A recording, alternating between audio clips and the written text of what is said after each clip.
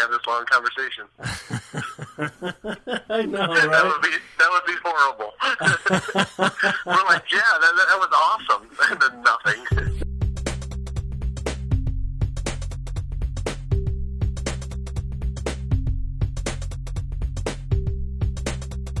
Hey guys, what's up? It's Aaron from Under54, back with another episode of the podcast. You can catch us at under54.com, at Under54Disc on Instagram, Facebook, Under54 DiscGolf, all over the place. If you have any questions for us, send them in. Tonight, we actually have LeeThomas, one of the Under54 players, and kind of a partner in crime, I guess you could call him. He's actually here on the phone. Can you hear us, Lee? Yeah, I can hear you loud and clear. All right, cool.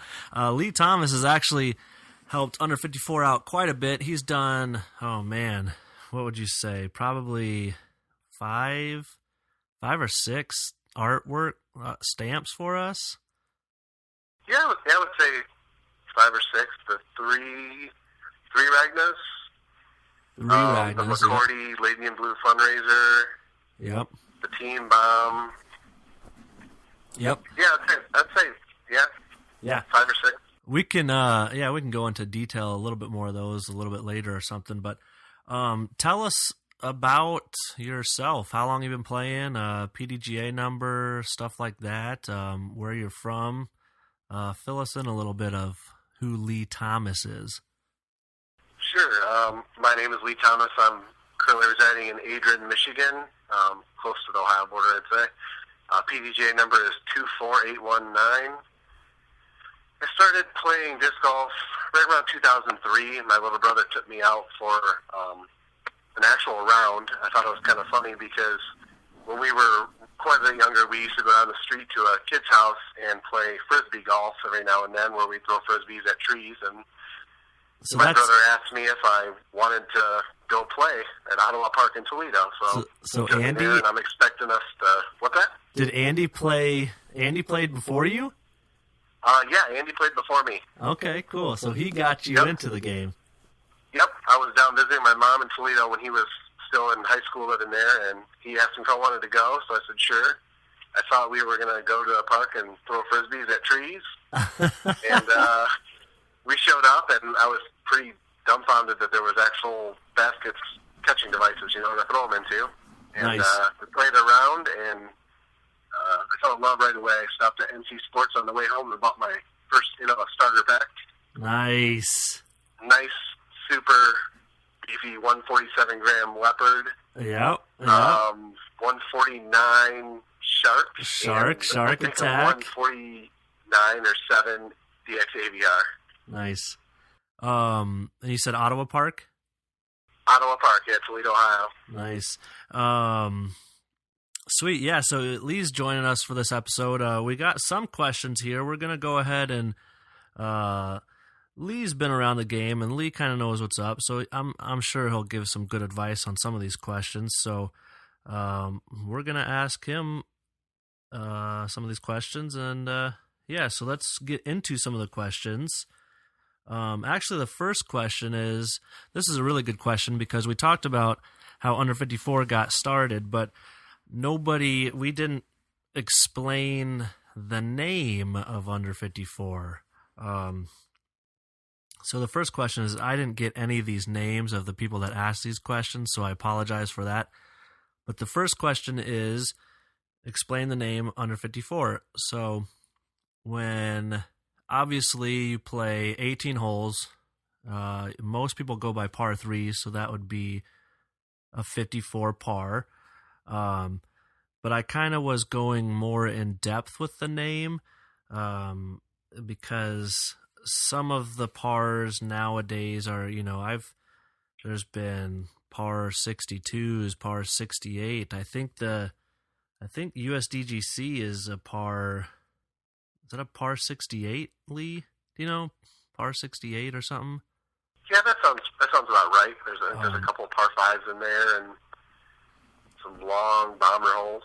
Yeah, but I think there was a few years back when Paul Macbeth and I think Josh Anthon they just, I know they shot like 52s or something on a par 68. So even if the par is more than 54, it's still, you still can shoot under 54 with the par being, 68. So when those guys are just killing it, it's like shooting under 54 is still pushing yourself, no matter what the par is, to get to that level and get under par. So that's kind of more in depth about the name, I guess. But that was a good question. I apologize for not having the names of the people that asked these questions.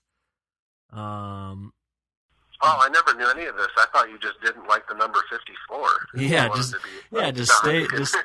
Stay away from 54. Get away from it. I've actually had the most questions I've had when I'm wearing a hoodie or a shirt like that.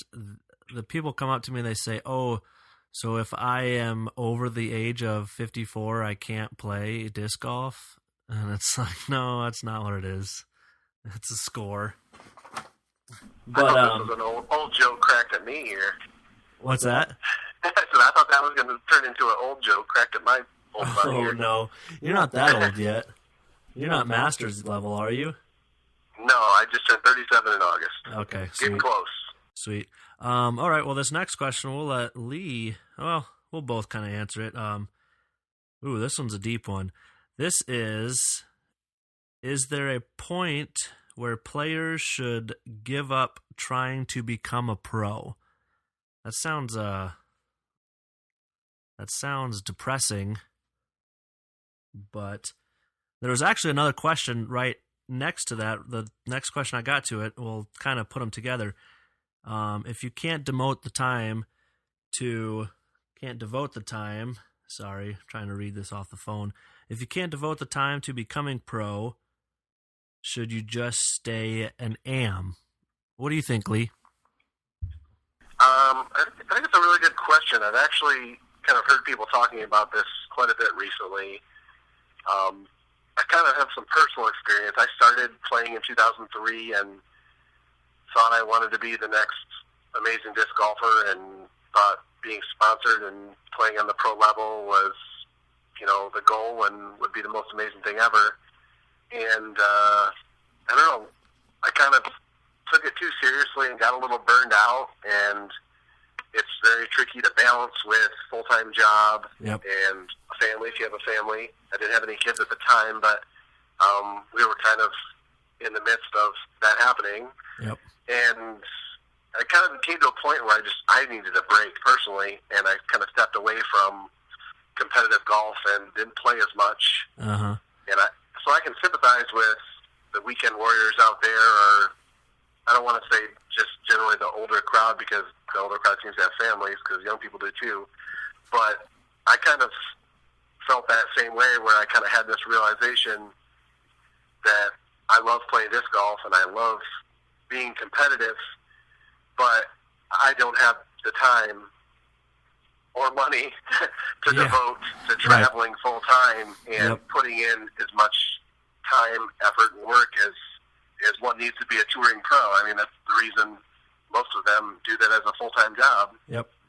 I definitely can sympathize with that. I mean, I just really kind of got back into competitive golf a little bit, in the last year and a half, 2 years. Yep. And I posted that. Did you see on Facebook? I posted that I was listening to the Disc Golf Answer Man podcast, which is awesome podcast. If you don't listen to that, you should listen to that. But they had Feldberg was on there talking about the Next Generation Tour, and he started to mention, or he talked a little bit about the semi-pro division that he was thinking about really trying to push. That's instantly what came to my mind when you asked me that question, actually. Yeah. That was I just listened to it the other day, and that's exactly what I thought. That they kind of really laid it out. Like you said, an excellent podcast. They really laid out the reality of it. Yep. And it's definitely something that's huge out there. There's tons of people out there with families and kids and jobs, other commitments, that still want to play competitive golf, but have to kind of come to that realization at some point that they might not have the time to dedicate that they need to be at that level, to play at that level.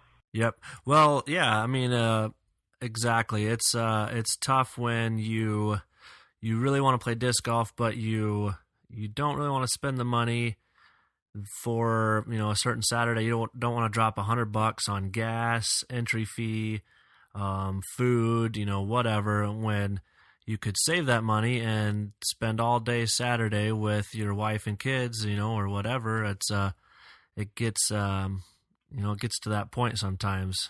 But or even casual round, or a weekly league round or something with your close friends at your local course, where you still have a little bit of chance to maybe win some money, come out on top. Yep. It's expensive. Yep. We'll go on to the next question here. This is a good one. This is kind of a deep one. Do outside distractions in life affect when you get onto the disc golf course? I'll start with that one. To me, they do. It's tough to, turn everything off, and get into the zone of playing the game. I've gotten a lot better at it, but I remember when we first had our first kid, and I was playing tournaments, and I was, dropping $55 or whatever on a tournament, and I'm thinking, every putt I got up to, I was like, man, I have to make this putt, because if I miss this putt, I'm not going to be able to afford diapers for a week. But and the reality of it is, even if you make those putts and perform, well, really the payout is minimal compared to entry fees. Yep, absolutely. Yep, but that I've been getting better at that mentally. What about you, Lee? Do outside life distractions distract you when you're playing on the course? I think I kind of agree a little on the lines of where you were going with it. I try not to let them, because I try to let it be my away time and my time to block all that stuff out and just relax a little bit and just enjoy myself. But I definitely be lying if I don't let some of that stuff creep into my head a little bit. I know last summer, especially a lot, I struggled a little bit with the mental aspect as I was going through a divorce. It's hard to kind of block personal issues and stuff like that out. Yep. Completely. As much as you want to go out on a nice sunny afternoon and just enjoy that time with your friends and throwing frisbees around, it can creep back in. Right. I think it can also make that rough round extra rough on that car ride home. Oh yeah. I think that, when I don't know if this is the case, but when I think of the top touring pros, it just seems like that's all they're thinking about. They're playing a tournament, and then they're getting in the car and they're driving to the next course, and it seems, I don't know what their outside lives are like, but most of them seem, if you follow them on Facebook and whatnot, they seem like they're pretty dedicated to disc golf. It doesn't seem like they're really settled down. I mean, there are some that are. Ragna coming to mind, she's, got a baby now, and she's playing more locally Michigan and not so much touring, but, I kind of think of some pros as just pedal to the metal with it, but maybe that's not the case. I don't know. I think you're right with that, and you really, when you think about it, a small majority of those players that might be married or girlfriend, boyfriend, whatever, a good portion of those, they travel with them and or play on the tour with Katrina and Paul and Nate and Valerie. Yep. So I think you're right. They're that's their full-time job and frisbee life. They're living on the road, and probably finish their round before the tournament award ceremony, or they cash in. They're probably already planning on what time they're going to leave and where they're going to stop for the night and whatnot. Yeah, absolutely.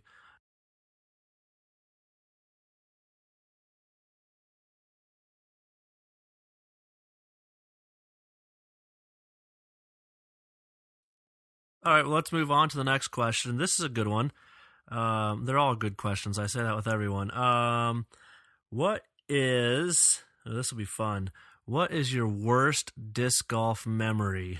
Have you ever forgotten your bag or ever forgotten your shoes? What's your worst disc golf memory, Lee? That is a tough question. I'm not certain that I have one particular one that comes to mind. I never forgotten my shoes or my bag or anything, thankfully, but I do have a little bit of paranoia every now and then when I might be driving to a course or tournament where I kind of peek in the rear view to see if my bag's back there. Yeah, make sure everything's there. What's that?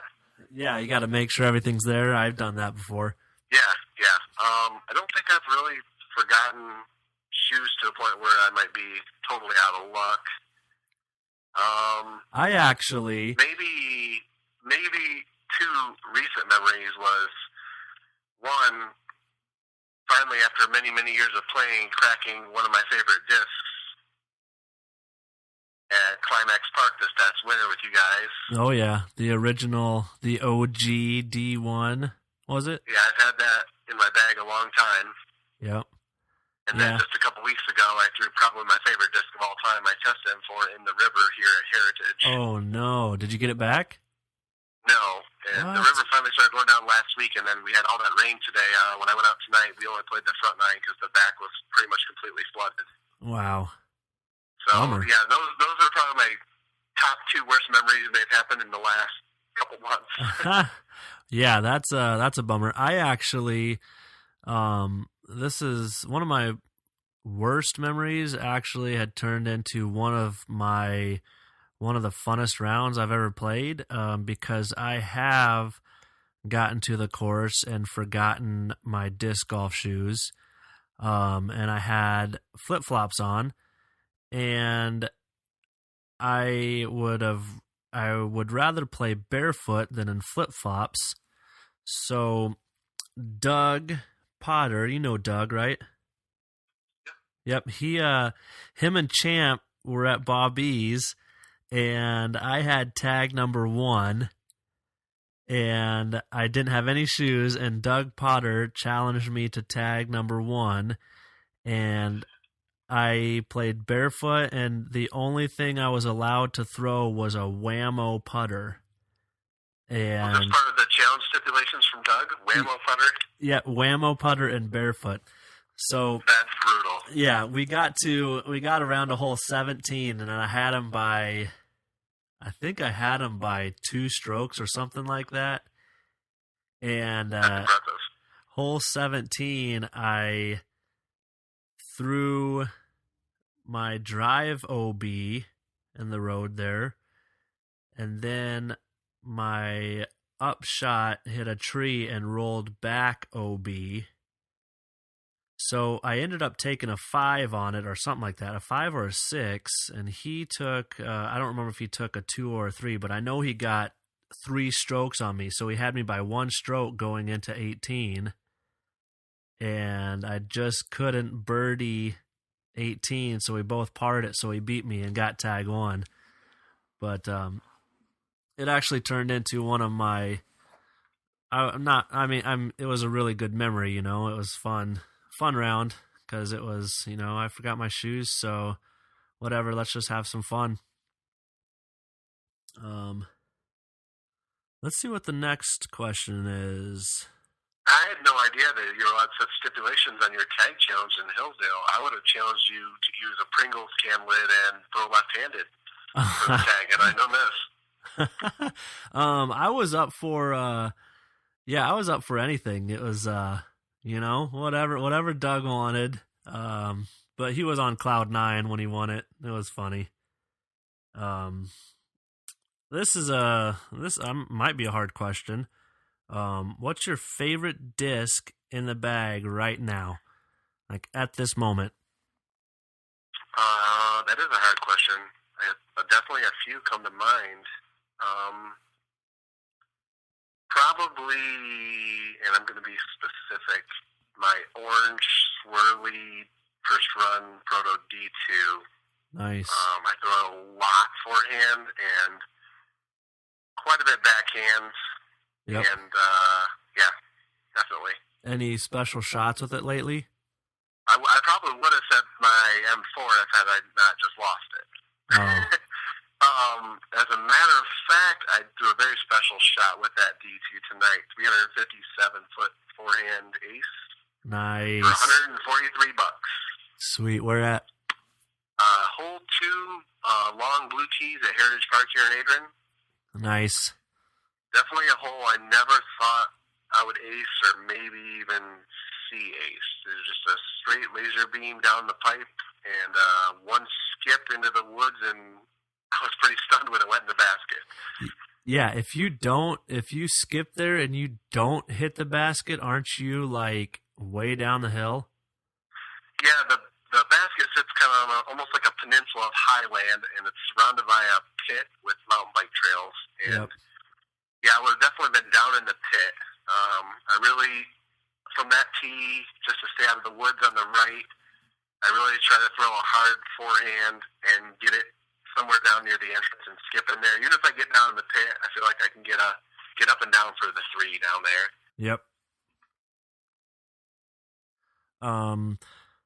This next question, I'm assuming you, Lee, did not play the final 9 of the 2014 Female Professional Disc Golf World Championships. So that must be for Ragna.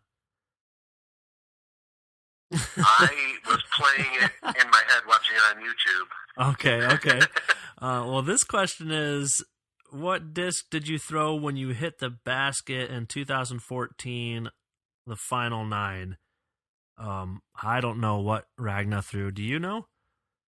We're going to definitely have to get a hold of her and have her confirm and weigh in on that. But I want to say it was an F7, maybe an F5. Okay. I want to say it was an F7.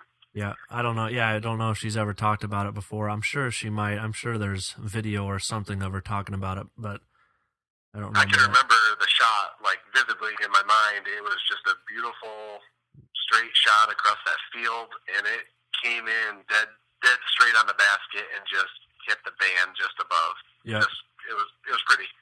Yep. Sweet. What other questions do we have here? There's a question we'll have to ask Ragna. This question is actually, it says, I love Ragna to death, but I don't throw or buy any Prodigy discs. Is there ever going to be Ragna stamped Destroyers or any other stamped discs non-Prodigy? That's a good question. I would say for now, just buy a Prodigy disc. The last Ragna stamp we just did, the silhouette stamp, that's the one Lee did for us. Those are sweet. And I would say just buy one of those and hang it on the wall. What do you think, Lee? I would say buy you a Ragna stamp D2 and you'll love it.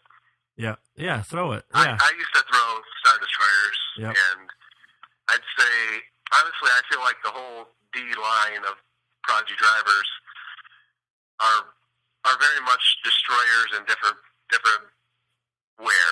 Stabilities, the D1 I feel like is nice, beefy, maybe like Avery, the newer after the first runs when they start getting, I think, a little slightly domier and more stable. Yep.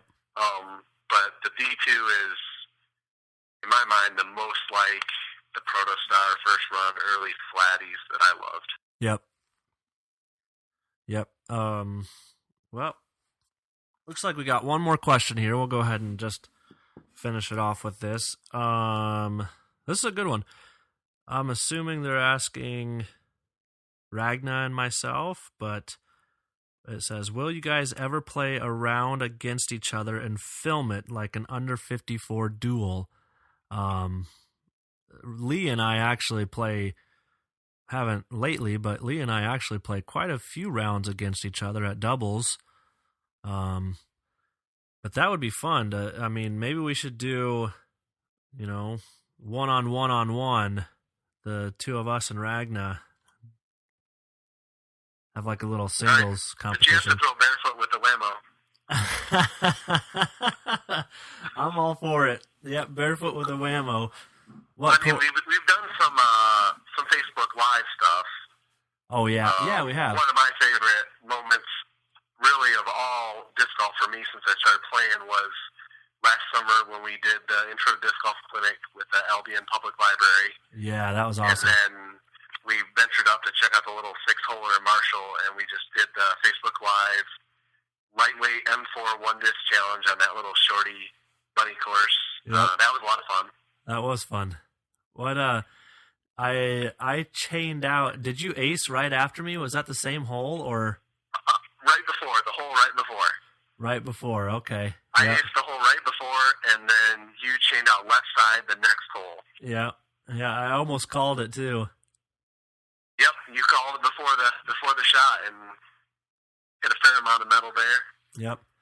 Yeah, we've done a few Facebook Lives. I mean, we've tried at McCordy quite a few times, but the signal's just not there, which kind of stinks because that's a great course and sure is. Would be a great course to share with the people out there that don't live nearby. Actually, Bob Kahn just called me, and those baskets should be in. I think he said they were going to be in today, so we'll have to figure that out. And those next 6 baskets will be out at McCordy's soon, so that'll be sweet. Oh, that's awesome! I'm really looking forward to playing those. I have only played the long one in the woods that runs along 10. We played that a couple weeks ago at doubles to a temp basket. Nice. Yep. And it definitely reared its ugly head with one of the groups on our card, and I heard quite a few people saying they took 5s and 4s in doubles. That's saying a lot. Nice. How'd you play it? Did you play it all right, or was it tough? I'm not trying to brag myself up, but I almost threw in for a 2. Nice. What'd you throw? I'm trying to remember. I feel bad because I cannot remember who my partner was that day. But it was kind of funny because we played long keypad 10, and that first hole is 2 extra holes, but we didn't know that we were doing that. So we finished the round, and we're way at the picnic table, and Tyler asked us how we're done so quick, and then that's when we found out we had to play those other 2 holes. And I can't remember who else we were playing against. Huh. Wazowski and somebody else, maybe? Okay. Maybe Wazowski and Elijah, but they were 1 stroke ahead of us. Okay, yep. And we went and played long 10, and we both took 3s, and then we went to the long hole, and they ended up taking a 4, I think. Yep. So, and we had to drop in 3, so we ended up maybe they took a 5, and we ended up passing them and winning because of that 1 hole, basically. Wow. But I threw a forehand flex with a gray Proto D2. Did you go outside right? Or did you kind of go straight up? I'm trying to remember the trees because I've only played it the one time. I went up the right to play the flex up to the left after a forehand. Yep. And made it quite a ways down there. We had a little bit of a nice little forehand hyzer line, and I threw an A3, just barely missed it, and left us, a 10-footer for a 3. Yep. Which felt amazing because that hole is tricky. Yeah, I think it's like 500, and I think I rolled it out or paced it out. It's like 505 feet, and it is tight through the woods. It is awesome. Yeah, there's no real clear lane all the way down. There's lots of little random trees to get in trouble. Yep, there's 2 fairways, because if you're right-handed, you can throw like a right-hand backhand. You can throw a little hyzer, and you kind of have a little landing zone up there, and then it kind of opens up to another couple fairways to get up to the basket. But yeah, it's a tough hole. Yeah, if I remember right, I threw up the right side, which was a little tricky to do because there's a tree kind of close to the tee off to the right for a forehand shot. I threw up the right side and flexed it over a little bit into the kind of left fairway, and then it finished just on the edge of the fairway type area of the hole, and then me and my partner both threw up. Maybe it was Dave was my partner, Danger Dave, whatever they call him. Whoever your partner is, they're thinking you're a jerk. I think it was Avenger Dave. I don't know. I've played a lot of rounds on McCory in the last year, so Right. I have played a lot of rounds on McCory in the last year. I'm still waiting on you to get back out there. I don't know if you're scared or what. I know. I haven't. The last Wednesday I played the first disc golf round I've played in 7 weeks. It actually was kind of nice little break. Sometimes you need to just chill out, and I was tired of playing in 30 degrees and under and snow, and kind of just told myself I'll go back out there when it's 50 degrees. Yeah, I definitely get it. Tonight I went out there tonight, and it was chilly, and it started to mist and rain, and I just wanted Michigan to make up its mind on weather. Yeah, what's it gonna do? Yep, I hear you. Yeah, but I thought maybe you were just scared from. I think the last time that I played with you on McCourty, did you beat me? We had a little playoff for the win. I can't remember if that was the last time or not. I think it was. Didn't we? Yeah, it might have been. It feels like forever. Yeah, it definitely was forever ago. Probably 8 weeks ago now. But I'll be out there again at some point. I got to put those baskets in at least. The course is definitely missing the Ginger Hulk presence. Right? Oh, yeah, boy. That's the nickname I coined Aaron for all you listening out there, so be sure to call him the Ginger Hulk when you see him. Yeah, they call me the Ginger Hulk. I have ginger hair. And what was the Hulk part from? My shirt that was a little bit ripped or something? I think you had the sleeves ripped off your shirt or something. I can't remember. I think maybe we were doing coursework out there for the second 9 of McCory holes or something. You had a sleeveless shirt ripped off or something. I was pretty hulky that day. Good memories. Yep. Cool, man. Well, thanks for joining this episode of the podcast. What's your LeeThomas on Facebook? What's your Instagram? Disc Golfer Lee. Disc Golfer Lee on Instagram. You can go follow him. Disc Golfer Lee on Instagram. If you are a club or a vendor or anything like that, and you need artwork done, look him up. I'm sure he'll love to do some artwork for you. Yeah, I've been doing the last couple of years. And when I get some free time, I enjoy putting together some artwork. I've done quite a bit for Under54. I did a few for Deuce Squad a couple of years ago. Yep. Kyle Webster, Slayer Disc Golf, I did his kind of main logo and a few shirt and bag tags and things here and there. Keeps me busy. Cool. Yeah, so look them up, guys. And thanks for listening to this episode. Look us up on Facebook, Instagram. Send us your questions, and we'll answer them on the podcast. Thanks for listening.